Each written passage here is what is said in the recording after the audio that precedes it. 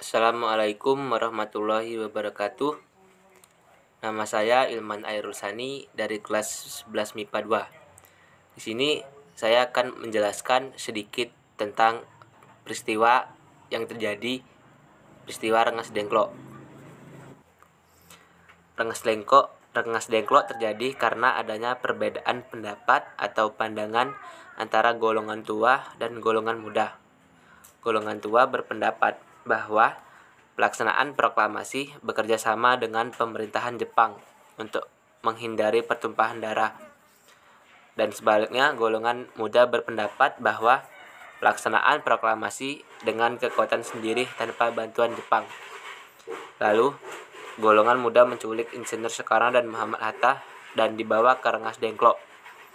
Rengas Dengklok ini berada di daerah Kuningan, dekat Karawang, jauh dari Jakarta. Mengapa Insinyur Soekarno-Hatta dibawa ke Rengas Dengklok? Yang pertama adalah untuk menjauhi Insinyur Soekarno dan Muhammad Hatta dari segala pengaruh Jepang. Yang kedua adalah terdapat markas besar pasukan peta atau sering disebut dengan pembela tanah air. Peristiwa Rengas Dengklok adalah peristiwa penculikan yang dilakukan oleh sejumlah pemuda antara lain Soekarni, Wikana, Aidit, dan Khairul Soleh dari perkumpulan Menteng 31 terhadap Soekarno dan Hatta. Peristiwa ini terjadi pada tanggal 16 Agustus 1945 pukul 3 pagi waktu Indonesia bagian Barat. Soekarno dan Hatta dibawa ke Rengas Dengklok di daerah Karawang untuk kemudian didesak agar mempercepat proklamasi kemerdekaan Republik Indonesia.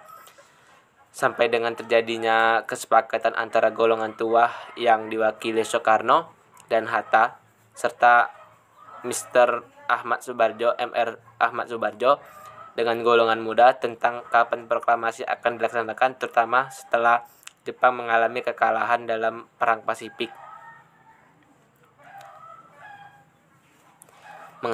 Menghadapi desakan tersebut, Soekarno dan Hatta tetap tidak berubah pendirian. Sementara itu, di Jakarta, Khairul dan kawan-kawan telah menyusun rencana untuk merebut kekuasaan. Tetapi, apa yang telah direncanakan tidak berhasil dijalankan karena tidak semua anggota PETA mendukung rencana tersebut.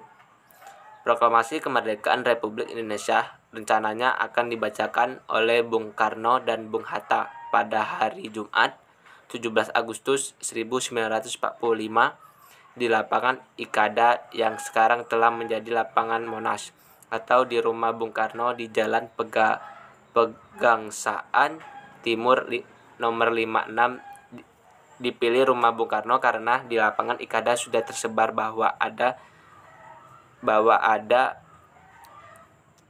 sebuah acara yang akan diselenggarakan sehingga tentara Jepang sudah berjaga-jaga untuk menghindari kericuan antara penonton saat terjadi pembacaan teks proklamasi. Dipilihlah rumah Soekarno di Jalan Pegangsaan Timur nomor 56. Teks proklamasi disusun di Rengas Dengklok di rumah Jiao Ki-seong. Bendera merah putih sudah dikibarkan para pejuang di Rengas Dengklok pada Kamis tanggal 16 Agustus sebagai persiapan untuk proklamasi kemerdekaan Indonesia.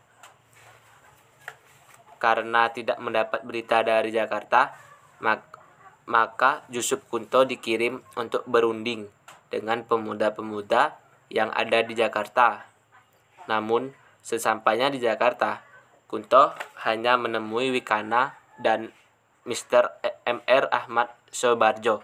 Kemudian Kunto dan Ahmad Soebardjo ke Rengas Dengklok untuk menjemput Soekarno, Hatta, Fatmawati, dan Guntur. Ahmad Soebardjo mengundang Bung Karno dan Hatta berangkat ke Jakarta untuk membacakan proklamasi di Jalan Pegangsaan Timur nomor 56. Pada tanggal 16 tengah malam, rombongan tersebut sampai di Jakarta.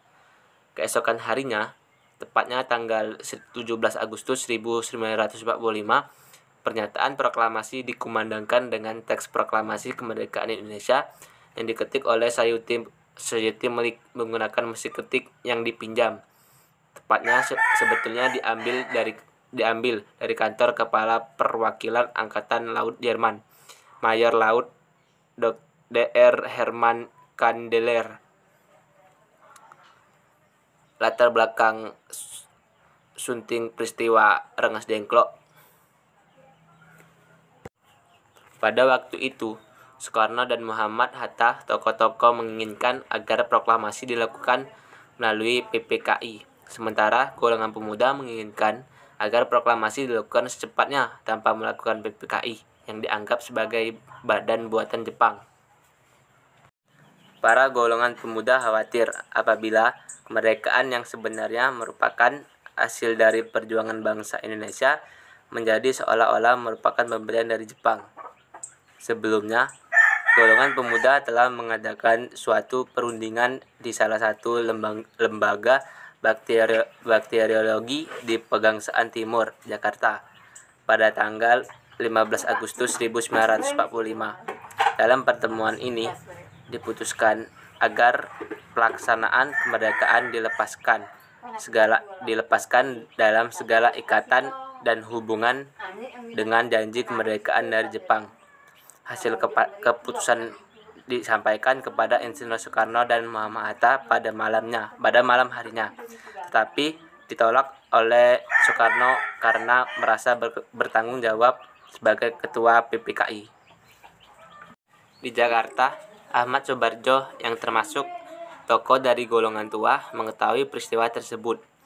Ia lantas menemui Wikanah, salah satu tokoh pemuda. Pembicaraan pun dilakukan dan disepakati bahwa kemerdekaan harus segera dideklarasikan di Jakarta. Selanjutnya, Ahmad Soebardjo bersama dengan Sudiro dan Jusuf Kunto menuju Rengas Dengklok untuk menjemput Insinyur Soekarno dan Muhammad Hatta dan membawa keduanya kembali ke Jakarta. Pada hari itu juga dilakukan pembicaraan terkait rencana pelaksanaan deklarasi kemerdekaan. Malam harinya, di kediaman Laksamana Muda Maeda, seorang perwira Jepang yang mendukung kemerdekaan Indonesia, dirumuskan naskah teks proklamasi. Esokan harinya, tanggal 17 Agustus 1945, Insinyur Soekarno dan Hatta membacakan teks proklamasi kemerdekaan Indonesia di Jalan Pegangsaan Timur nomor 56, Jakarta. Indonesia pun merdeka dan bukan merupakan hadiah dari Jepang. Itu saja sedikit penjelasan dari saya, lebih kurang saya mohon maaf. Assalamualaikum warahmatullahi wabarakatuh.